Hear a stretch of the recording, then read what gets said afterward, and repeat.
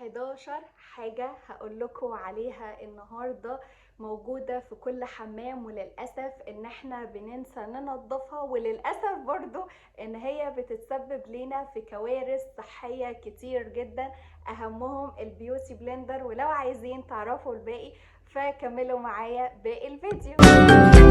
ويستعد مساءكم يا حلوين، وحشتوني جدا. يا رب يا رب تكونوا بألف صحة وخير. قعدت كده امبارح شوية على السرير وبفكر انا اديلي فترة ما نظفتش الحاجات اللي هي موجودة في الحمام.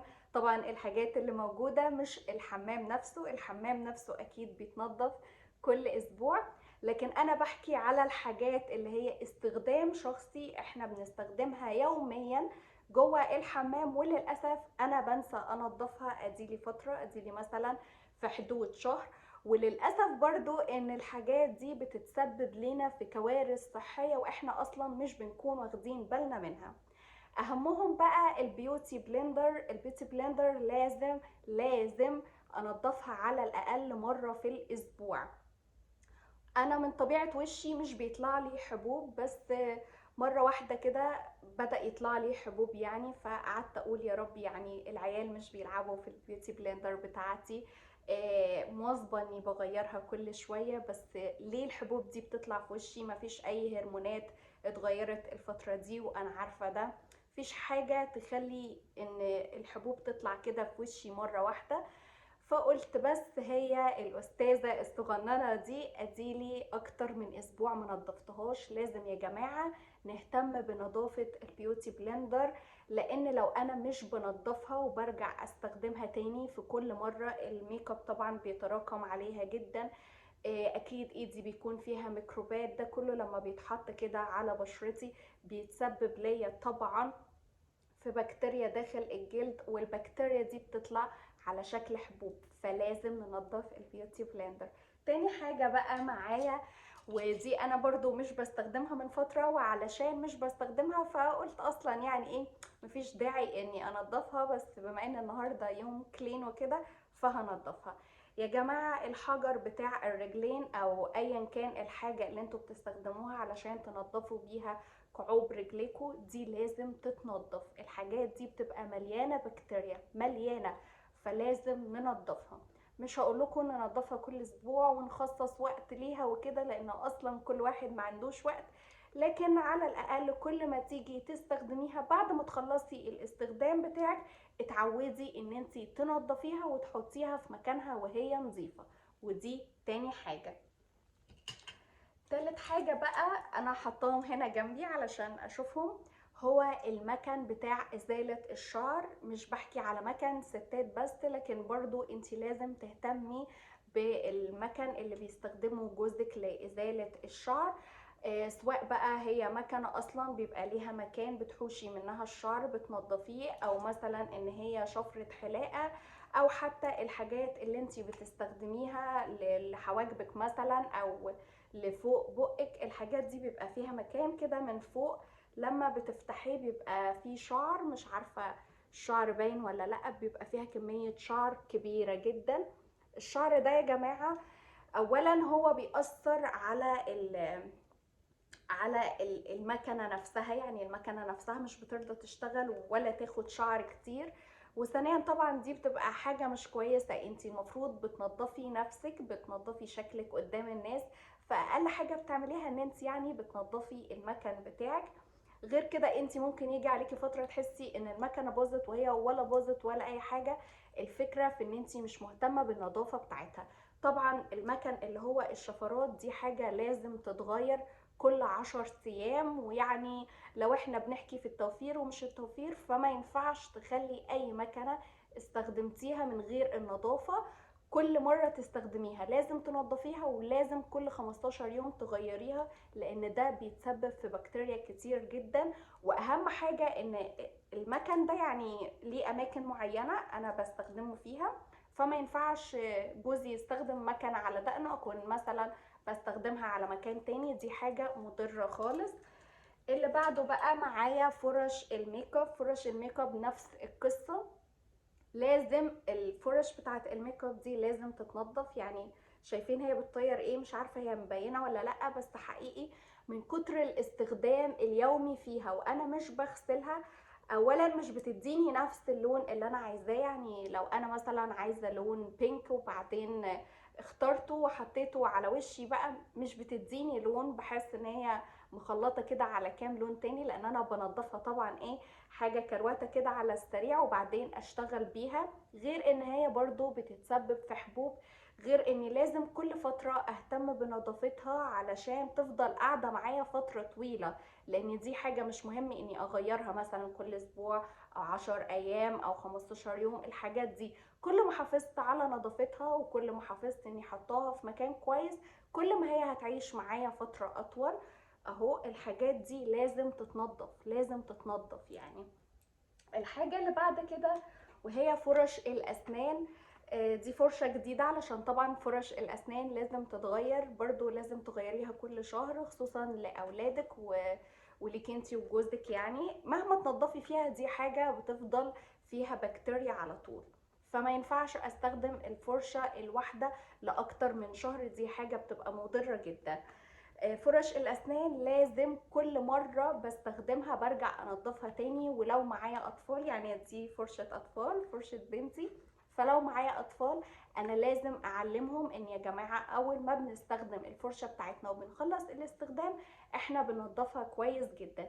وبعدين انتي برضو بعد كده بتعملي لها نظافه مع نفسك، يعني كل فرشه بتنضفيها لوحدها. لازم فرش الاسنان تتنضف، ولازم برضو تترمي كل شهر، يعني ما ينفعش تستخدمي ابدا فرشة الاسنان لاكتر من شهر.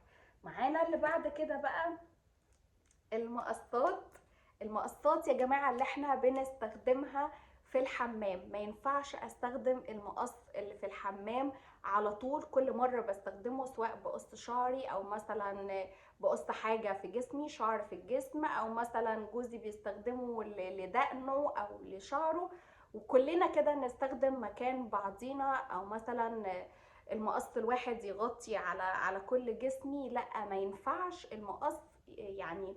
في مقصات لو انا مثلا عندي اطفال في سن مراهقة او حاجة، فبيستخدموا المقصات دي لاماكن تاني، فبخصص لهم مقص لوحديهم. طبعا يفضل كل واحد في البيت يكون ليه مقص خاص بيه، بشنطة كده خاصة بيه، الادوات بتاعته اللي هو بيستخدمها. ولو يعني في حاجة مشتركة فانتي لازم تنظفيها، لازم تتنظف كويس جدا، بترشي عليها مثلا سانيتايزر، بتنظفيها خل وميه سخنه، لكن الادوات دي لازم تتنضف، يعني دي حاجه لابد منها، لازم ننظف المقص. كمان توك الشعر يا جماعة، توك الشعر احنا بنستخدمها كتير جدا، احنا كستات بنستخدمها لعيالنا. وللأسف الشديد ان احنا ممكن كل 3-4 شهور، ده اذا افتكرنا اصلا. يعني انا واحدة من الناس داخلة على شهر اهو ما نضفتش التوك، ولا التوك اللي انا بستخدمها ولا التوك اللي اطفالي بيستخدموها، وطبعا دي حاجة بيبقى شكلها وحش جدا. والحاجات دي كل ما بنحافظ عليها كل ما بتقعد معانا فترة طويلة ومش بنحتاج ان احنا نغيرها ابدا. كمان معانا الامشاط بتاعة الشعر. امشاط الشعر يا جماعة دي حاجة مهمة جدا، مش عارفة كنت ماسكاه بالمقلوب ليه. دي حاجة مهمة جدا اني انا بنضفها، لان هي بتشيل طبعا بكتيريا من فروة الراس، بيبقى فيه شعر لازق كده في المشطة نفسها، في ارضية المشطة، مش عارفة هو باين ولا لأ، في شعرتين اهو، يعني هو بيبقى فيه شعر طبعا، وطبعا كلنا كستات بنعاني من نزول الشعر، فالحتة دي بتبقى مليانة جدا. فاي مشط تاني انت بتطلعي الشعر بيه، وبعد ما بتطلعي الشعر بتبتدي تحطيه تحت الحنفية كده، وبتحطي بقى عليه خل وبتحطي صابون وبتنضفيه كويس جدا، وبعد ما بينشف انت بتستخدميه. ده بيحافظ جدا على شعرك انتي وعلى نظافة المشط. فهو المشط يعني ممكن يقعد معاكي فترة طويلة عادي، انتي مش لازم تغيريه ولا اي حاجة. انا شخصيا يعني في مشط كده بحبه، مش بحب استخدم غيره، فما ينفعش استخدم حاجة لشعري موسخة، لان انا لو غاسلة شعري والمشط اللي انا بستخدمه مش نظيف، فده هيخلي شعري يبقى مش نظيف وانا اصلا لسه غسلاه، صح؟ ندخل بقى على اللي بعده، ودي اهم حاجة، اهم حاجة يا جماعة. كل واحد طبعا بيبقى ليه الليفة اللي خاصة بيه، بس برضو دي حاجة مش كفاية، يعني كل واحد ليه ليفة خاصة بيه، لازم نغسلها كل ما نخلص الشاور بتاعنا، لازم بتتشطف كويس جدا. وما نهملش الحركة دي يا جماعة، لان هي بتبقى سبب لبكتيريا. يعني الليفة الواحدة احنا بنستخدمها للجسم كله، كل شخص بيستخدمها للجسم بتاعه كله، فطبعا بتبقى مليانة بكتيريا، ومش كفاية ان احنا نشطفها كده من الصابون اللي فيها، لا ما ينفعش. احنا لازم بنخصص ليها وقت كده، وبنحطها في علبة، وبنغسلها بالطريقة المفضلة لينا. وطبعا اهم حاجة تحطي خل وتحطي مية سخنة، او تحطي مية سخنة وتحطي بقى الصابون اللي انت بتحطيه. المهم ان انت بتنضفيها كويس جدا، وبتشطفيها برده كويس جدا. وعلى فكرة الليف بتاع الشاور ده احنا لازم برضو كل فترة نغيره. مش عايزة احدد فترات علشان محدش يعني يقفل مني، بس دي حاجة مهمة جدا لان هي اصلا بتلم بكتيريا. اخر حاجتين بقى معانا هو القصافات، سواء قصافات اطفال او قصافات كبار، طبعا لازم يتغيروا كل شوية. واثناء ما انت بتستخدميه قبل ما تغيريه، لازم في كل مرة تستخدميه لازم تنظفيه، لازم القصافات تتنضف يا جماعة. واخيرا بقى الشنطة بتاعة الميك اب، ما ينفعش تحطي الميك اب بتاعك في شنطة مش نظيفة.